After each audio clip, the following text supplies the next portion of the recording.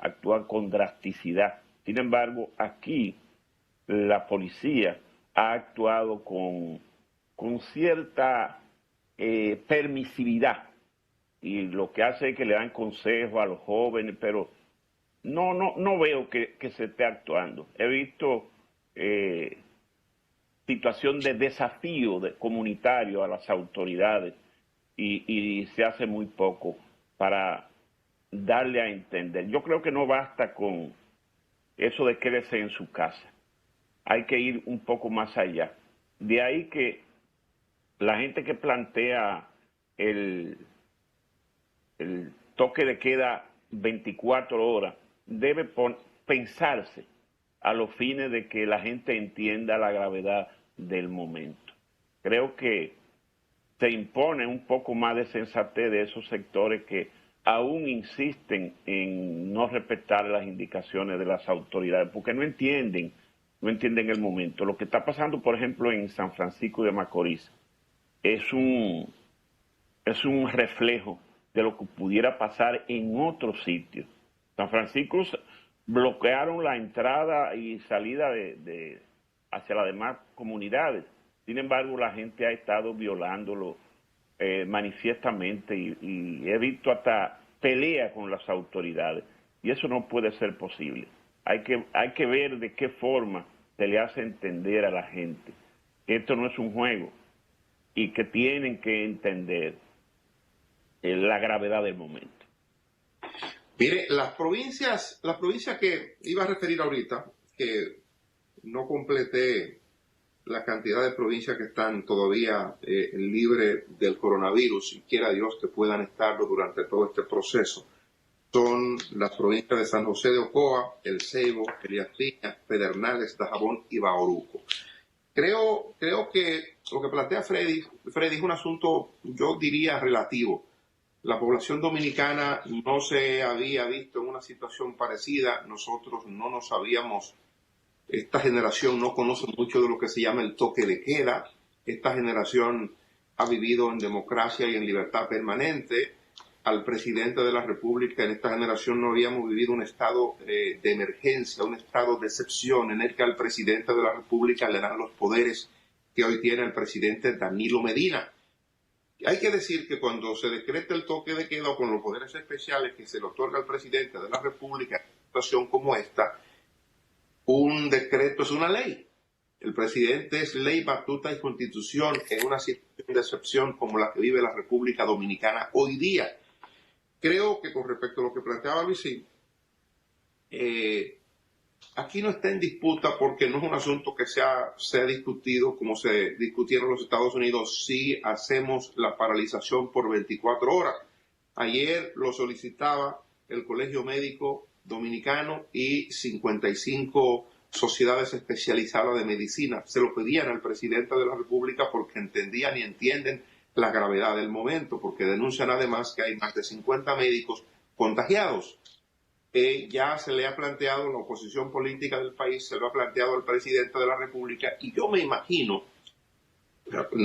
yo sé que no ha sido una discusión para el gobierno, porque a diferencia de Trump, el dominicano sí ha entendido la gravedad del asunto, al punto que le solicitó al Congreso que le diera una declaratoria de emergencia, porque el gobierno dominicano y el presidente de la República sí han entendido el tema, no han desafiado lo que significa la pandemia del coronavirus y han estado tomando medidas graduales. Yo asumo, no tengo la información, el gobierno no lo ha comunicado, el presidente no lo ha dejado saber, asumo que el gobierno ha ido tomando medidas graduales por asuntos de prudencia y además porque de repente decirle al país, antes de haber tomado estas medidas que se han ido tomando gradualmente, que el país se cerró, es como muy complicado, es como muy chocante para la población que ha vivido en este estado de libertad que hemos estado disfrutando y las generaciones presentes, las generaciones de estos tiempos.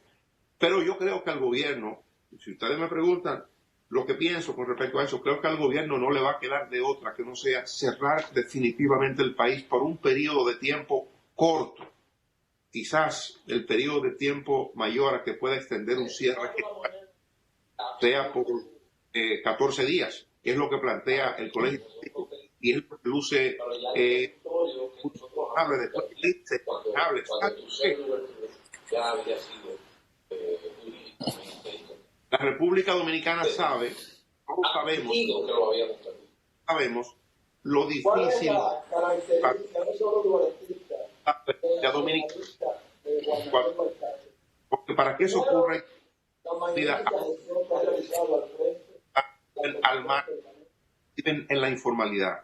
Por eso sé que es una cuestión que el gobierno tiene que sopesar bien, pero que evidentemente sería la única manera de hacerlo. Ayer citaba en proceso un reporte que me envió un amigo de la BBC, un amigo político dominicano vio ese reporte en la BBC de Londres y me lo envió, contando la historia de lo que ocurrió en Vos, un pueblo cercano a Valencia y a Bérgamo, en Italia, donde ellos cuentan la manera en que lograron. Ahí se reportó el primer muerto de coronavirus en Italia y ellos cuentan en ese reporte muy interesante, que creo que puede ser una de las tantas formas de enseñanza para el mundo que se aboca a combatir el coronavirus, cómo ellos lograron controlar el coronavirus y jugó un papel fundamental en algo que nosotros ya hemos planteado como programa. ¿En qué? En poder determinar a tiempo, en el menor tiempo posible, quiénes están positivos, quiénes están negativos y a partir de ahí poder establecer selección de personas. Por eso creo que el gobierno debe insistir en las facilidades necesarias para que los ciudadanos sospechosos de coronavirus puedan hacerse la prueba y establecer separaciones de inmediato. Planteo además, como algo que se hizo en ese ejemplo que refiero, que los ciudadanos que están prestando servicios públicos en este momento crucial de la historia del país deben ser los primeros en ser evaluados. Personal médico, personal militar y policial son los primeros que deben ser evaluados para poder sacar a tiempo a la cantidad de ese personal que puede estar contagiado ya del coronavirus y evitar que ellos en el cumplimiento de la labor que le corresponde puedan estar contaminando a otros. En el caso de la policía de Nueva York hay ahí una cantidad impresionante, ellos lo hicieron ahora, hoy se van a dar a conocer resultados en la policía de Nueva York, una cantidad impresionante, cientos de casos de coronavirus, sobre 900 casos de coronavirus en el cuerpo policial de Nueva York, que está compuesto por 36.000 hombres. Por tanto, creo que es importante que República Dominicana se decida por tomar decisiones ya puntuales para evitar que el pico sea mayor de lo que se proyecta. Mira, en cuanto a esto de la cuarentena obligatoria o el toque de queda obligatorio, porque en cuarentena obligatoria estamos todos. Cuando nos dicen quédese en su casa, no necesita salir para algo específico, quédese en su casa. Eso es una cuarentena que medio nos imponemos. Pero en cuanto al toque de queda, es algo que yo pienso, creo que sugiere a fin de cuentas el Colegio Médico y 55 asociaciones de especialistas. Yo creo que el gobierno debería acoger esa solicitud. A mí me parece que ya es tiempo. Yo coincido con Freddy en cuanto al tema de la autoridad. Aquí hay que fortalecer la autoridad de quienes están llamados a imponer que aquí se cumplan las normas. Aquí se ha convertido en un relajo de mal gusto, incluso todos los días con videos circulando, con grupos de muchachos desafiando a la autoridad y que al otro día lo que aparecen es que pidiendo perdón. Aquí hay una situación de pueblos, por ejemplo, ahí en la zona de San Francisco de Macorís y en la línea, que han impedido que entren enfermos a su pueblo. Y la gente tira a la calle y los motores obstruyen el paso de una ambulancia. Y eso pasa sin que haya consecuencias. Ese tipo de cosas no pueden continuar ocurriendo. Y hay que fortalecer el criterio de la autoridad. Y en cuanto al toque de queda, miren, la gente siempre lo que plantea es que eso tiene afectación, sobre todo en la gente que tiene un tipo de empleo informal, sin duda, y esa gente se afectará aún más, pero se afectarán más de lo que están ahora, porque ahora también están afectados, ahora también en una situación en la cual no es normal.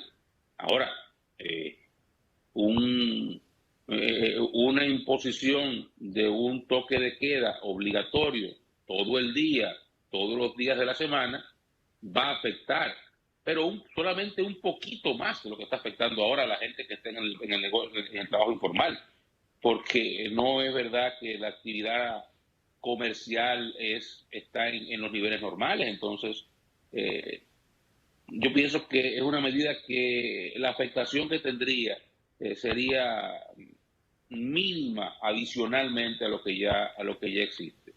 Por eso creo que la solicitud que hacen los médicos para que por 14 días se extienda esta medida del toque de queda, yo la favorezco. ¿Se pudiera encontrar alguna flexibilidad? Bueno, yo soy de la gente que pienso que hay que aplicar esto como se ha aplicado en algunos países, solamente áreas imprescindibles son las que pueden trabajar. Alimentos, bebidas, farmacias, ese tipo de áreas, además de sectores que son fundamentales para la economía, solamente trabajando, el resto en su casa, y en su casa por mandato de ley.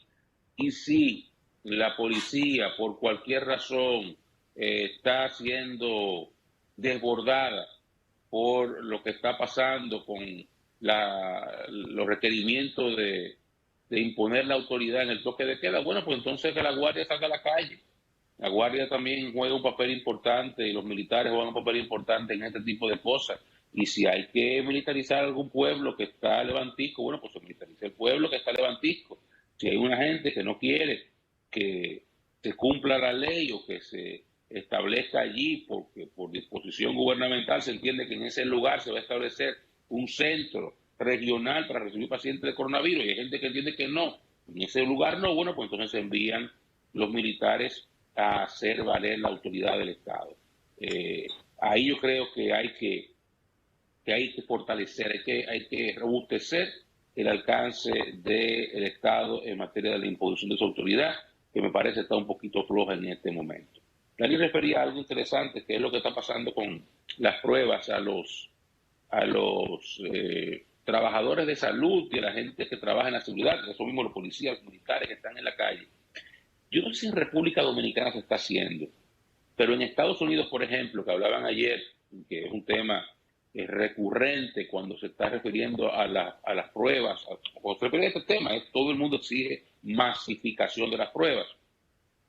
Refería ayer en la rueda de prensa que temprano comentábamos, que las pruebas que están limitadas también en los Estados Unidos, y lo que se está planteando es que Abbott ha hecho unas pruebas que son mucho más rápidas, los laboratorios Abbott, y que en los próximos días, creo que a partir del 2 de abril, va a comenzar a masificarse la llegada de estas pruebas rápidas a la mayoría de los estadounidenses, pero las limitadas que están todavía al día de hoy, que están muy limitadas, se privilegia a las personas que están en estado de mayor gravedad o mayor sintomatología de la enfermedad, a los trabajadores de la salud y a lo que ellos llaman los first responders, o sea, la gente que trabaja en los sistemas de 911, de policía, de bomberos, ese tipo de personal.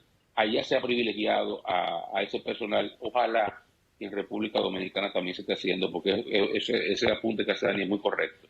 Son las personas que están más expuestas, son las personas que de detectársele algún tipo de síntomas deben ser los que reciban una respuesta más rápida del Estado para saber si tienen esa condición y entonces recibir el tratamiento tanto para protegerlo a ellos y a sus familias como para que lo antes posible puedan volver a integrarse a las labores de combate de esta pandemia.